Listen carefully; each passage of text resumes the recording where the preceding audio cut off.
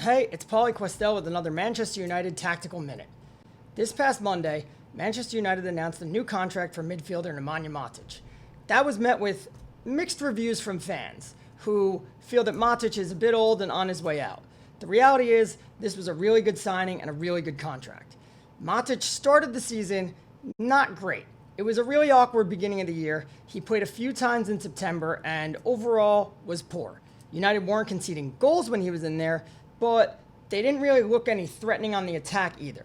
In hindsight, this probably has to do with the fact that United were playing without Paul Pogba and Anthony Martial, but nevertheless, fans were pretty tired of Matic. He disappeared from the team for a few months where we still don't know what the injury was. Officially, it's undisclosed. Unofficially, he might have been banished from the team by Ole Gunnar Solskjaer for possibly making comments about not having faith in the manager.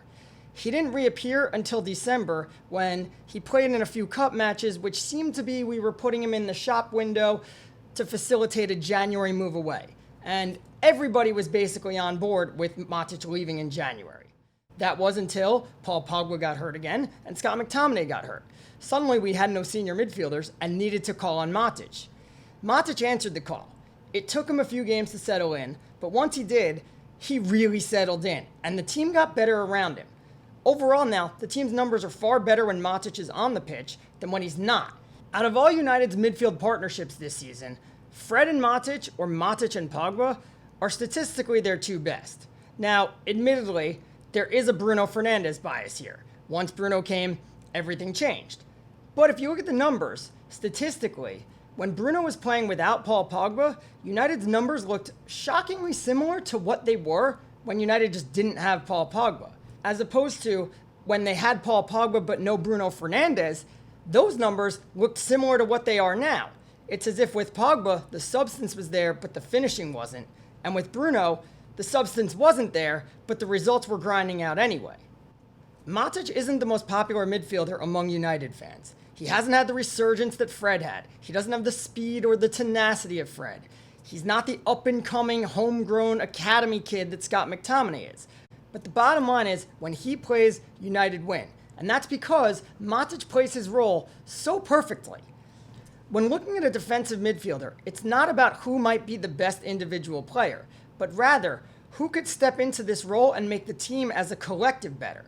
Take a look at Nemanja Matic's stats from before the lockdown compared to the other midfielders. Now, look at what his numbers are since we've come back. Matic's individual numbers have actually gone down, yet no one would argue that he's been on the best form of the season since lockdown has been lifted. Matic is playing his role to perfection. The way he drops in between the center backs to create a back three, allowing the fullbacks to push up, creating a front five, and most importantly, giving Bruno and Pogba space in the midfield to do what they do best. This contract makes a lot of sense. For starters, Matic has earned it. Second of all, it gives United depth and time. They now have time to find and groom a replacement. They can look inwards, where Fred has already shown the ability to drop into the back three, or McTominay, who probably isn't so much a fit for that role as he hasn't shown that movement yet and has lately been being used more as a number 8 by Ole Gunnar Solskjaer. They can also sign a player from outside England and give him a year to learn the ropes of the team, adapt to the Premier League, and be ready to push Matic out the door in a year's time. Matic's presence also gives United the chance to work youngsters James Garner and Dylan Levitt into the team slowly, giving them more and more opportunities and hoping that they can develop and be ready to take the position on full time in another year or two. A lot of United fans, though, they're worried about Matic's legs and what happens when he gets tired. That's not an issue here. We know when Matic is fresh, he's still as good as he's always been. United would not have re-signed Matic if they weren't upfront about what his squad position is going to be. Last season, they signed Juan Mata to a new 2-year deal, and as part of the negotiations, Solskjaer told them, "You're not going to be playing every day." He's followed that up. Mata rarely starts in the league and is primarily a cup player. It would be the same thing with Matic. He'd probably only start once a week. It's a lot easier to take a older player and re-sign him and turn him into a squad player than it is to sign a new player and make him a squad player. United still need depth. You never know when someone's going to get hurt. At various points this season, United were still without 4 midfielders, so Matic sticking around provides them with needed depth.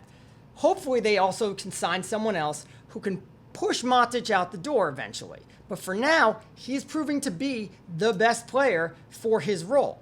He may not be individually better than Scott McTominay or Fred, but the way he plays his role right now, the way he slots in, he allows Bruno Fernandes and Paul Pogba to be the best that they can be. And when those two are at their best, Manchester United will be at their best. Right now, United's best team includes Matic. Signing him to an extension that both sides agreed upon, rather than triggering the 1-year option that United had on his contract, is the best situation for both parties and keeps everybody happy.